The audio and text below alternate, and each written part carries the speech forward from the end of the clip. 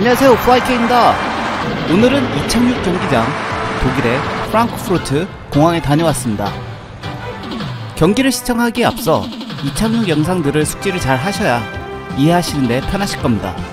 그럼 바로 경기장으로 가보시죠. 오늘 경기를 보러 온 관중이 많네요. 첫 번째 비행기는 홈그라운드를 대표하는 루프트한자 타국이 MD-11입니다. 8시간을 비행을 하고 오는 비행기라 조종사의 피로도가 높을 것으로 예상됩니다. 날개 움직임이 많지 않은 걸 보아 센터라인을 잘 맞추고 가고 있고, 지금 현재 플레어를 하면서 활주로에 접근하고 있습니다. 플레어 시간이 다소 짧아 펌 랜딩을 한 것 같습니다. 그래도 안전하게 잘 내렸습니다. 그럼 점수는 어떻게 될까요? 펌 랜딩으로 동체가 위아래로 많이 흔들려 안락성은 9점을 받은 것 같습니다. 이번에도 독일 회사로 칸도르 항공사입니다. 에어버스 320으로 3시간 남짓의 비행을 하고 있습니다. 컨디션은 나빠 보이지 않습니다. 좋은 랜딩을 한번 기대해 보겠습니다. 의욕이 앞선 나머지 기술을 조금 일찍 들어 플레어를 하는 모습입니다. 바람과 싸우면서 들어오다 보니 한 바퀴로 먼저 활주로에 닿네요. 동시에 닿는 것이 좋지만 이 또한 착륙 방법 중 하나의 기술입니다. 하지만 플레어를 일찍 한 것에서 기술 점수가 적게 나왔네요. 그만큼 플레어가 중요합니다. 독일 홈 공항이다 보니 독일 항공사가 많습니다. 이번에도 루프트한자 320이며 국내선을 하고 오고 있는 모습입니다. 아까 말씀드린 플레어는 50피트에서 10피트까지 대략 1초 정도의 간격으로 강화하면서 10피트에서 대략 3초 뒤에 활주로에 닿는 것이 일반적으로 좋은 랜딩이라고 할 수 있습니다. 어떻게 50피트에서 10피트인지 알 수 있냐고요? 칵핏에서 기계 이름으로 알려줍니다. 소형기는 대략 30피트 부근에서 플레어를 시작하는데 확실히 앞의 비행기보다 낮은 고도에서 시작하는 것을 비교하실 수 있습니다. 그리하여 점수 측면에서도 높은 점수를 부여받았네요. 이번에는 에미레이트에서 두 번째로 큰 항공사 에티하드네요. 보잉 777로서 아부다비에서 6시간 정도의 비행을 하고 왔네요. 국내나 해외에서 특수한 경우가 아닌 경우에 대형기 기장님들이 소형기 기장님들보다 경력이 많습니다. 안정적으로 활주로에 접근하여 플레어를 시작합니다. 두 바퀴가 동시에 활주로에 닿으면서 스피드 브레이크와 역추진이 작동하네요. 마지막까지 앞바퀴를 사뿐하게 닿게 하기 위해 끝까지 조작하는 모습입니다. 손님들이 편안함을 느낄 수 있도록 말이죠. 이번 랜딩은 적절한 시점에 플레어를 하면서 사뿐한 랜딩을 선사하여 점수 측면에서 골고루 모두 좋은 점수가 나왔습니다. 에티하드 기장님이 내리고 나서 점수판을 흐뭇하게 바라보는 모습입니다. 이에 질세라 다시 독일 항공사 루프트한자가 출전을 합니다. 같은 기종 보잉 777로서 저력을 보여줄 기세입니다. 대한민국 인천공항에서 오니 굉장히 반갑네요. 10시간 넘는 비행이고 3명의 조종사가 교대로 휴식을 취하겠지만 애매한 휴식 시간이라 피로도는 조금 있는 것으로 사료됩니다. 하지만 에티하드처럼 안정적 접근과 좋은 랜딩을 선사하였네요. 조종사는 아무리 피곤해도 랜딩할 때만큼은 초집중을 합니다. 굿 랜딩이지만 에티하드와 비교하였을 때 스피드 브레이크가 나오고 저항이 생기면서 노즈 기어가 조금 쿵 하였네요. 그리하여 안락성에서 아쉽게 조금 감점을 받은 것 같습니다.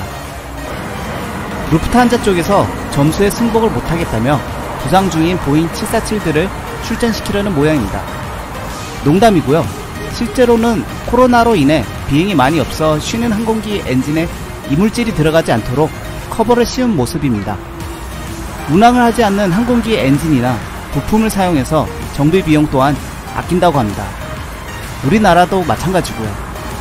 슬픈 현실이지만 조만간 극복하여 영상과 같이 다시 비상하는 날을 기다려봅니다. 에티하드가 이륙 부분에서도 좋은 점수를 받으려고 출전을 하였네요. 파워가 들어가고 센터라인을 벗어나지 않도록 러더로 미세한 조정을 함을 볼 수 있습니다. 센터라인은 이륙이나 착륙을 할 때 굉장히 중요하게 생각하는 대목입니다. 발생할 수 있는 위험성을 줄이기 위해서입니다. 코로나로 여객 수요는 줄었지만 화물 수요는 많이 증가하였다고 합니다. 이 카고기만 해도 한참 걸리는 거 보니 화물을 많이 싣고 가는 모양입니다. 이륙을 하고 바람에 밀리지 않도록 비행을 하는 모습이며 정상적으로 이륙했다 싶으면 랜딩 기어를 넣습니다. 이 착륙은 조종사들이 가장 많이 신경 쓰는 부분이지만 이륙은 랜딩보다 흠을 잡을 때가 많지 않아 좋은 점수를 부여받았습니다. 오늘 경기 항공 촬영을 담당하고 있는 기장님입니다. 물론 농담이고요.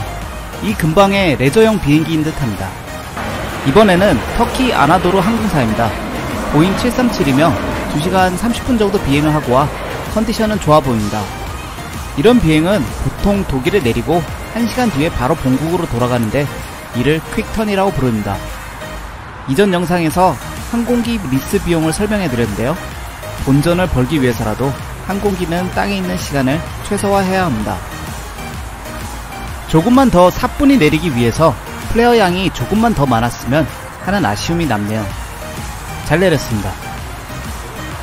활주로에 이물질이 떨어져 있으면 위험할 수 있으니 경기 요원께서 체크를 하는 중입니다. 두바이에서 에미레이트가 경기 소식을 듣고 보잉 777을 출전시켰네요.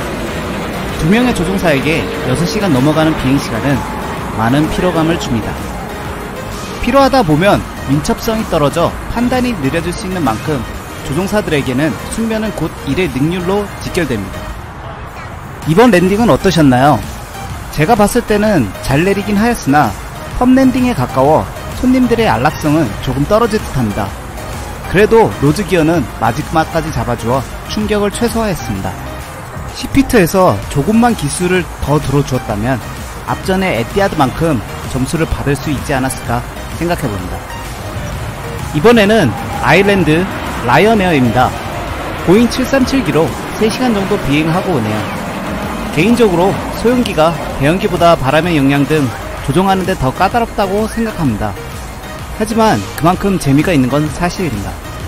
플레어를 시작하는데요. 활줄에 닿으면서 살짝 바운싱하는 모습을 연출한다. 심지어 앞에 노즈 기어까지 쿵 하고 닿는 모습입니다.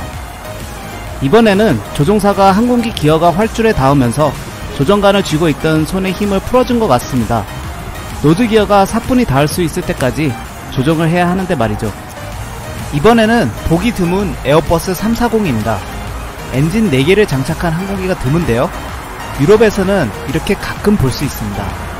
저도 처음으로 카메라에 담아 구독자분들과 나눕니다. 확실히 우리가 익숙한 보잉 747과는 다른 매력을 가지고 있습니다. 오늘 독일 배에서 착륙 부분에서 우승한 항공사는 보잉 777의 에티하드 항공사가 되겠습니다. 이 컨텐츠가 좋다면 좋아요 부탁드립니다. 플라이키였습니다.